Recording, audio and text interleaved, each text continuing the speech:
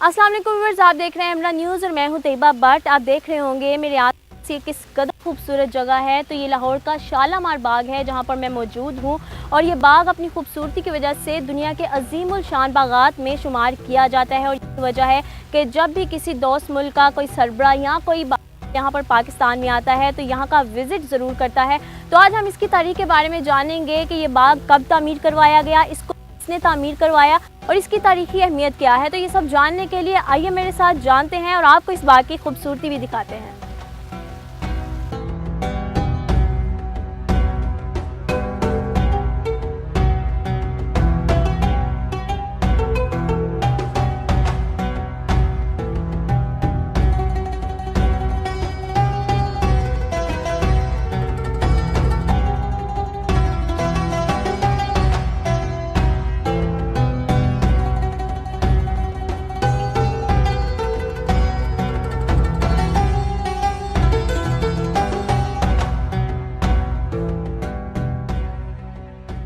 Shalimar garden जो है ये शाहजहाँ जो 5वां मुग़ल एम्परर था उसने इसको 1641 में बनाया था।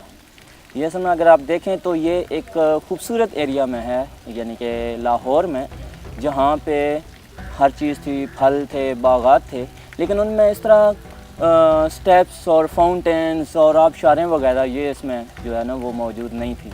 तो फिर जो शाहजहाँ हैं उन्होंने एक ऐसा बाग तामीर करवाया जिसमें हर चीज़ आपको नज़र आती है। जैसा कि इसमें फाउंटेन्स चल रहे हैं, फाउंटेन्स बनाए गए, उसके साथ आबशारें बनाई गई और उसके साथ इनको स्टेप्स यानी कि तख्तों में तरतीब दिया गया है ताकि इसकी ब्यूटी में, खूबसूरती में जो है वो इजाफ़ा किया जा सके।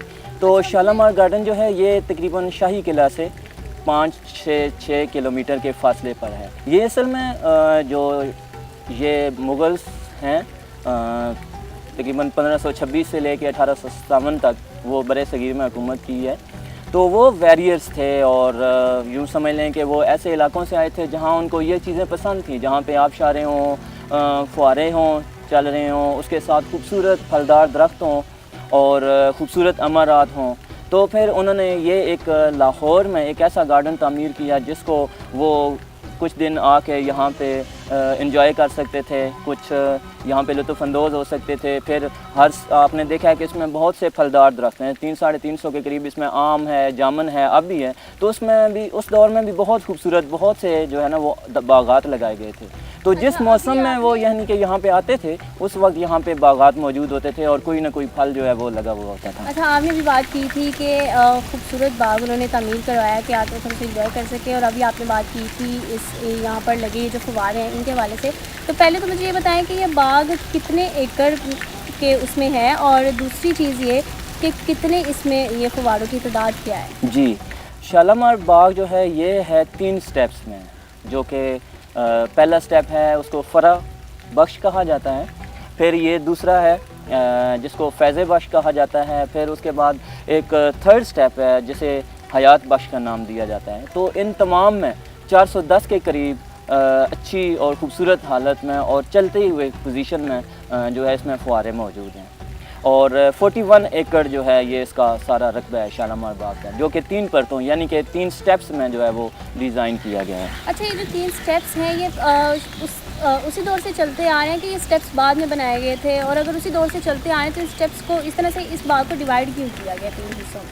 ये इस तरह है कि शालामार गार्डन अगर आप देखते हैं तो ये चारों साइड से खूबसूरत और ऊंची जो है दीवारों के साथ इसको बनाया गया है। बहुत चौड़ी जो हैं वो दीवारें हैं जिनके ऊपर काफ़ी चौड़ी है, इसका ऊपर तक है। और उसके साथ स्टेप इसलिए हैं कि उस ज़माने में कोई टेक्नोलॉजी नहीं थी ताकि इन फुआरों को जो है वो चलाया जा सके।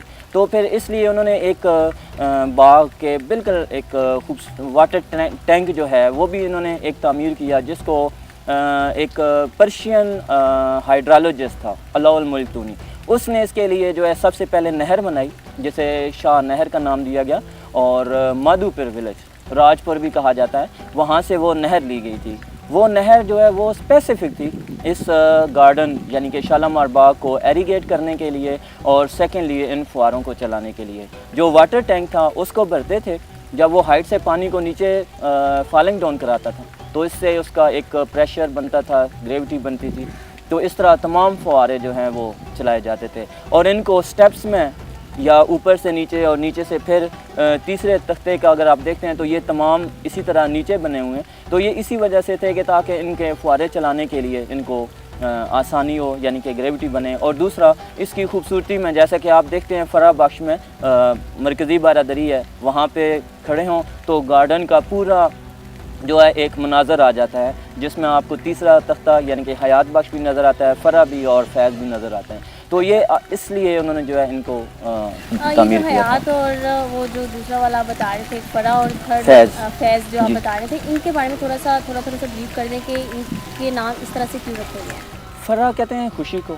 तो पहला स्टेप आप देखें तो 4 बाग बना हुआ है, 4 नहरें हैं और उसके साथ 4 लान्स हैं और इन्हीं नहरों के यानी कि कॉर्नर्स पे 4 अमर आते हैं जिनमें बादशाह के लिए आरामगाह है, मलका के लिए ख्वाबगाह है, बारादरी है और उसके साथ निकार। और इसी तरह फैज़ का मतलब जैसे वो यहाँ पे इंजॉयमेंट यानी कि रिलैक्स करते थे, तो फिर ये तख्त मौजूद है जहाँ अभी हम बैठे हुए हैं। और उसके साथ फिर आप फुहारे देखते हैं, ये संगे सुर्ख की बनी हुई बारादरियाँ हैं। मूसीकार जो है वहाँ पे उस ज़माने में बादशाह के लिए मूसीकी का जो है वो इंतज़ाम करते थे। फिर सावन भादों की सफ़ेद चूने के काम से जो है बारादरियाँ बनाई गई हैं। तो ये इसलिए इसको फैज़ बख्श कहा जाता है कि यहाँ पे उसके बैठने के लिए और ख़ूबसूरत मनाज़र देखने के लिए जगह बनाई गई थी। अच्छा, मुझे बताएं कि इतने सालों बाद भी इस बाग की खूबसूरती उसी तरह से है, मतलब अब भी ये इस कदर खूबसूरत है। तो अगर देखा जाए तो इतने साल गुजर जाए, अगर हम थोड़ा सा पीछे जाएं उस दौर में, तो तब इसकी खूबसूरती जो है वो मज़ीद जो है वो बढ़ जाती होगी यकीनन। लेकिन मुझे थोड़ा सा बताएं कि अभी तक इसकी इस खूबसूरती को मेंटेन जो आपने रखा हुआ है, किस तरह से इसको मेंटेन किया हुआ है, इस तरह इसकी देखभाल किस तरह से करते हैं? जी, आपने देखा है शालामार बाग में मुख्तलिफ़ पत्थरों का इस्तेमाल किया गया है। ख़ुसूसी तौर पे सुरख पत्थर का इस्तेमाल किया गया है, ब्रिक्स का इस्तेमाल किया गया है, चूने का इस्तेमाल किया गया है, जियोट का इस्तेमाल किया गया है। तो जब इसकी कोई चीज़ रेनोवेशन होना होती है, उसके लिए हमारा जो डिपार्टमेंट है वो सबसे पहले उसकी पैमाइश करता है, उसके लिए एक PC1 तैयार करता है, फिर उसको जो है वो रेनोवेट करते हैं। तो जो आर्कियोलॉजिस्ट हैं और हमारे सब डिवीजनल ऑफिसर्स जो होते हैं, जो हमारा डिपार्टमेंट है, वो अपनी मुकम्मल जो है वो नज़र रखता है और इस तरह इसको उसी पैटर्न पे, जिस तरह के मुगल्स काम करवाते थे, उसी पैटर्न पे फिर इसका जो है वो काम किया जाता है। अगर आप देखते हैं, आपको जितने भी ये स्ट्रक्चर्स नज़र आते हैं या तो रेनोवेट हैं या वो अपनी ओरिजिनल हालत में, तो वो आपको बिल्कुल आप देखेंगे कि वो बिल्कुल उसी तर्ज पे जो है उन्होंने इसको रेनोवेट किया है। तो इसकी रेनोवेशन जो है, प्रिजर्वेशन है या इसकी तज़यीन व आराइश है, तो उसको जिस तरह मुगल्स करवाते थे उसी को पैटर्न को मद्देनज़र रखते हुए इसको जो है वो काम को मुकम्मल किया जाता है। और ये है कि ये जहाँ ये सैकड़ों साल पुराना बाग है, तो इसकी तज़यीन व आराइश और इसकी मरम्मत इस तरह की जाती है कि ये सैकड़ों साल और भी जो है ये दुनिया इसको देखे।